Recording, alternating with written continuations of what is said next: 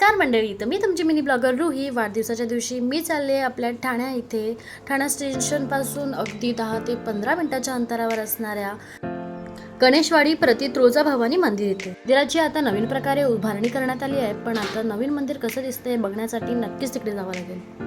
आईची खणा नारळाने ओटी भरूया आणि आईचं फेवरेट फूल कमळाचं फूल सुद्धा घेऊया. प्रति तुळजाभवानी हे मंदिर काळ्या पाषाणापासून म्हणजेच कृष्णशिलेतून उभारण्यात आले आहे. या मंदिरासाठी तब्बल 1350 टन काळ्या पाषाणाचा वापर करण्यात आला आहे. त्यात 33 फुटांचा प्रवेश कलश, 26 स्तंभ, 20 गजमुखांची आरस ही तुम्हाला मंदिराच्या चाहू बाजूने बाहेर दिसेल आणि 108 दिव्यांची दीपमाळ. जवळ 3 ते 4 वर्षापूर्वी मी या मंदिरामध्ये गेली होती आणि आता पुन्हा या मंदिरात जाते. सगळं काही चेंज झालेलं आहे, पण देवीची मूर्ती आणि तिकडचं प्रसन्न वातावरण तर तसंच आहे. तर हे नवीन रूपसुद्धा मंदिराला दिलं आहे, ते खूप सुंदर आहे. तर इथे असं काहीतरी रुपया लावला होता, तर मी पण माझी एक विश मागितली आणि रुपया तिथे लावला. इकडे एवढीच मी एक विश मागितली की माझ्या संपूर्ण परिवाराला खुश ठेव, माझ्या मित्रपरिवाराला खुश ठेव, सर्वांना सुखी समाधानी ठेव.